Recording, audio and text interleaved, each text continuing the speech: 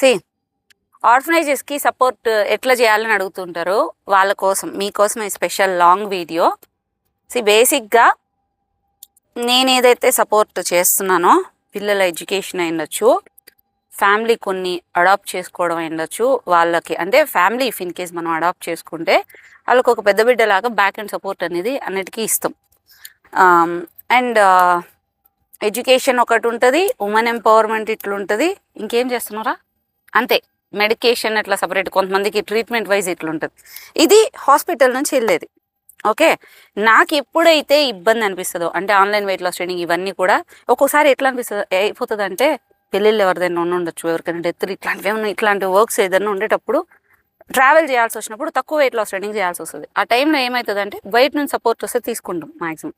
So నేను చేసే పనులకి ఏదైనా సరే మ్యాక్సిమం హాస్పిటల్ ఇన్కమ్ నుంచి వెళ్తుంది.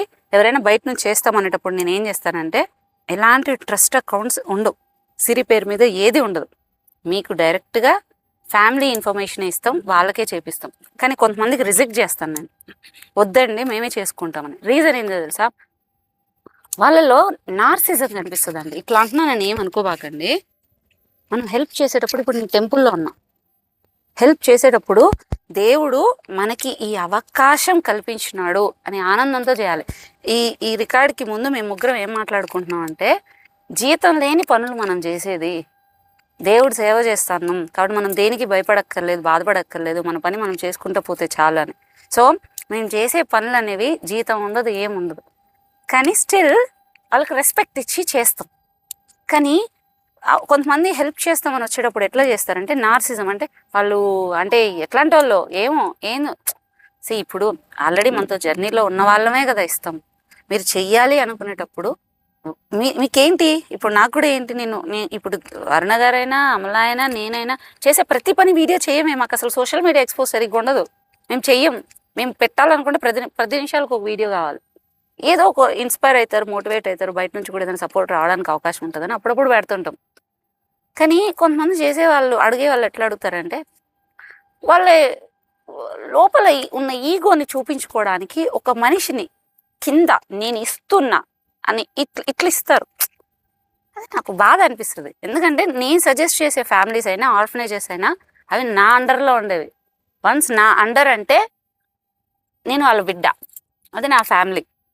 సో నా వాళ్ళని ఎవరైనా చిన్న చూసినా నేను యాక్సెప్ట్ చేయను. అదిగా ఇట్లా కాదు మేమేందుకు చేయొద్దని చెయ్యకండి. ఇది సేవ. దేవుడికి పోయి హుండీలో వేసొస్తారు కదా, కళ్ళు మూసుకొని పోయి వేసొస్తారు కదా.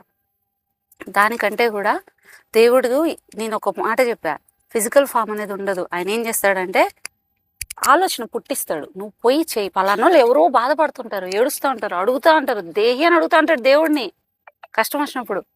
ఆ టైంలో మీకు ఆలోచన వచ్చి ఉండొచ్చు చెయ్యాలి ఎవరికైనా. మీరు అప్పుడు వచ్చినప్పుడు వాళ్ళకి చేసినప్పుడు వాళ్ళు థ్యాంక్స్ చెప్పినప్పుడు, లేకుంటే వాళ్ళకి డైరెక్ట్ వాళ్ళ అకౌంట్ రీచ్ అయినప్పుడు మీకు ఒక తృప్తి కలుగుతారు. అది నిజమైన సేవ. అలాంటి వాళ్ళు ఎంతోమంది మన దగ్గర ఉన్నారు. అయ్యో చాలామంది ఉన్నారు, చాలా మంచి వాళ్ళుగా.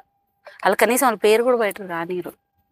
నువ్వు చేస్తున్నావు కదా సిరి, నువ్వు చెప్పు ఎవరికి చేయాలో, ఇల్లుదా ఇట్లా ప్రాబ్లం ఉందా, ఓకే ఒకసారి మాట్లాడండి, నెంబర్ ఇస్తాను, నాకు అవసరం లేదు, నేను ఎవరికి కావాలి చెప్పు అంటే వాళ్ళకి ఏంటంటే అక్కడ వాళ్ళకి ఏదో అనిపించింది, అక్కడ ఏదో ఉన్న పెయిన్ వాళ్ళకి అనిపించింది, వాళ్ళకి చేయాలని ఆలోచన వచ్చింది. నేను చాలాసార్లు అబ్జర్వ్ చేసిన, ఒకరు ఇక్కడ సడన్గా నేను హాస్పిటల్కి వచ్చేసాను మేడం ఇబ్బంది అవుతుంది అని అంటారు. అప్పటికి మనం ఎట్లా అంటే వీళ్ళకి అమౌంట్, ఈ హాస్టల్ ఫీజుకి అమౌంట్ ఇట్లని హాస్పిటల్ నేను దాన్ని తగ్గట్టే పెట్టుకుంటా. సడన్గా ఉన్నప్పుడు ఏమవుతుంది, 30-40 వేలు ఎక్స్ట్రా అవుతుంది. నేను ఇట్లా కూర్చొని ఉంటా. ఒక చిన్న పాపకి బ్లడ్ ట్రాన్స్ఫర్ అనేది చేయాలనుకోండి, సడన్గా మాటిమాటికి అవుతుంటుంది. ఆ పాప సడన్గా ఐసీయూలో చేరుంటుంది. నేను కూర్చొని ఆలోచిస్తే ఇదేంద్రా ఇది నా పని కాదు కదా, దేవుడి పని కాదు. కానీ నాకు ఇది ఇప్పుడు సడన్గా నేను ఎట్లా చేయాలి, వాళ్ళు నన్ను నమ్ము కదా ఉన్నారు. ఇప్పుడు ఇంట్లో వాళ్ళకి, మీ ఇంట్లో వాళ్ళకి ఎవరికైనా సమస్య వచ్చింది అనుకో, పోయి డబ్బులు ఎవరు కట్టాలి, మీరే కట్టాలి. అప్పో తెచ్చి చేస్తారు కదా. సేమ్ నా పరిస్థితి కూడా అట్లే ఉంటుంది. ఇట్లా కాదండి అని అనలేం. ఎమర్జెన్సీ అయితే అప్పు చేసన్నా తీసుకొని పోయి పెట్టాలి, ఎమర్జెన్సీ లేకపోతే సరే నెక్స్ట్ మంత్ కన్నా యాడ్ చేస్తామని చెప్పాలి. అలాంటి టైంలో మెసేజ్లు వస్తాయి, ఎవరికైనా సహాయంకి ఉందా, నేను వీళ్ళకి చేస్తాను అని అడుగుతారు. దాని అర్థం ఏంటి, ఎంత ఆనందంగా అనిపిస్తుంది తెలుసు ఆ టైంలో. రీజన్ ఏంటంటే వాళ్ళు పంపించిన మనుషులు పైన నుంచి వచ్చింది. నేను దేవుడు అని పేరు పెట్టి మ్యాక్సిమం పిలవలేను, ఎనర్జీ అనే అంట. నేను ప్రతి ఒక్కదాన్ని ఎనర్జీ కింద చూస్తా, దేవుడి కింద నేను చూస్తా. దానికి ఒక పేరు కూడా మ్యాక్సిమం పెట్టను. సో మన పని ఇట్లా ఉంటుంది. అట్లా అలా అడిగేటి వాళ్ళలో కొంతమంది ఆర్ఫనేజెస్ కూడా అడుగుతారు. కొంతమంది ఆర్ఫనేజెస్ పెట్టడానికి మనసు రాదు. నిజం నిజం చెప్తున్నా, నేనే చెప్తున్నా, నా వరకే వస్తున్నా. వీళ్ళతోటి జర్నీ చేయకముందు చార్లెట్ అయినా, శ్రీ విద్యాశ్రమం అయినా, మాతృశ్రీ ఓల్డ్ ఏజ్ హోమ్ అయినా, వీళ్ళతో జర్నీ చేయకముందు నాకు కూడా ఆర్ఫనేజెస్ మీద పెద్ద అభిప్రాయం లేదు. అందరికీ గుంపులో గోవిందలో కలిసిపోతుంది కదా పెట్టాలా అని అనుకునేదాన్ని.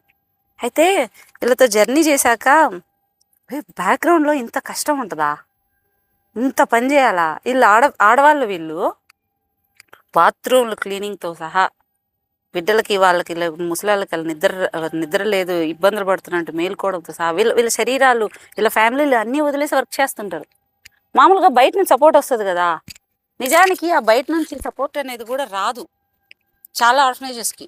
నేను ఒకటి అనుకునేదాన్ని అప్పట్లో, మనం చేతగానప్పుడు ఒక బిడ్డను కనకూడుతుంది. మీకు నా మాటలు కొంచెం ఇబ్బందికరంగానే అనిపించవచ్చు, కానీ నేను ఇట్లనే అనుకున్నాను. మనం చేతగానప్పుడు బిడ్డను కనకూడదు, ఆ బిడ్డ కొత్త కష్టం కల్పించకూడదు. సేమ్ అలాగే మనం ఒక బిడ్డను తీసుకుంటున్నాం, అది ఒక ఎడ్యుకేషన్కో దేనికైనా తీసుకొని అది ఫుల్ఫిల్ చేయాలి. వాళ్ళు మనల్ని నమ్మేశారు, సో వాళ్ళు వీధులు పడుతుంది.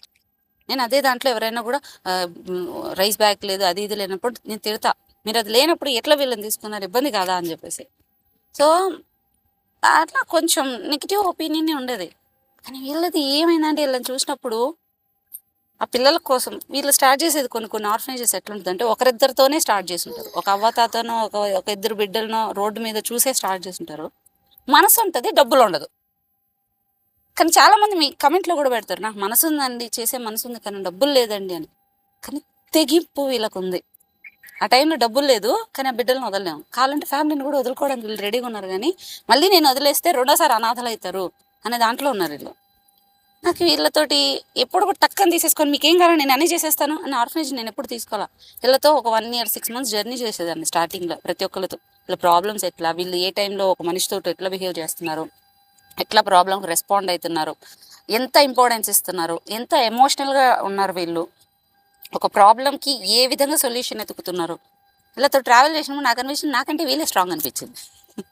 అంటే నేను కనీసం ఒక మూట పెట్టుకొని, డబ్బు మూట పెట్టుకొని నేను చేయగలను అని ఒక ధైర్యం వచ్చిన తర్వాత నేను దిగిన. వీళ్ళకేమి లేదు, life risk.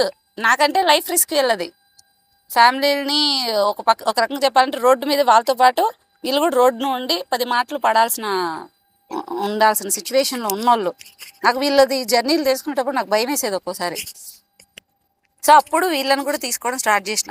So hospital income వెళ్ళడం స్టార్ట్ అయింది. కానీ నాకు ప్రాబ్లం ఎక్కడ వచ్చిందంటే, బయట నుంచి సపోర్ట్ నీడ్ ఉన్న వాళ్ళు ఎక్కువ రావడం స్టార్ట్ అయింది. అంటే ఒకరు హెల్ప్ తీసుకుంటారు కదా, వాళ్ళ కాలేజెస్లోనూ స్కూల్లోనూ పక్కన ఫ్యామిలీలో ఇంకా వర్స్ట్గా ఉంటారు. వీళ్ళు మంచిగా ఉన్నప్పుడు, అరే మీరు ఎలా హ్యాపీగా ఉన్నప్పుడు అన్నప్పుడు వాళ్ళ పేర్లు చెప్పడం, వాళ్ళు సమస్యలు మన దగ్గరికి రావడం. సో అప్పుడు కొన్ని ఇంకొంతమందిని యాడ్ చేసుకోవాల్సి వచ్చింది. అప్పుడు నేను ఏం చేసిన అంటే, ఓల్డ్ ఏజ్ హోమ్కి అయ్యుండొచ్చు, శ్రీ విద్యాశ్రమంకి అయ్యుండొచ్చు, చార్లెట్ హోమ్కి అయ్యుండొచ్చు, లక్షల మంది, కోట్ల మంది ఉన్నాం, 100 మంది అనే సెటిల్ అయి ఉంటాం. నిజానికి 100 మంది అనాథ పిల్లల్ని మన ఇంట్లో బిడ్డ అని ఇంకొకరిని ఎక్స్ట్రాగా తీసుకోలేమా? ఒక షాపింగ్కో దేనికో పోతే నెలకి అయ్యే దాంట్లో 3000 ఇలేమా?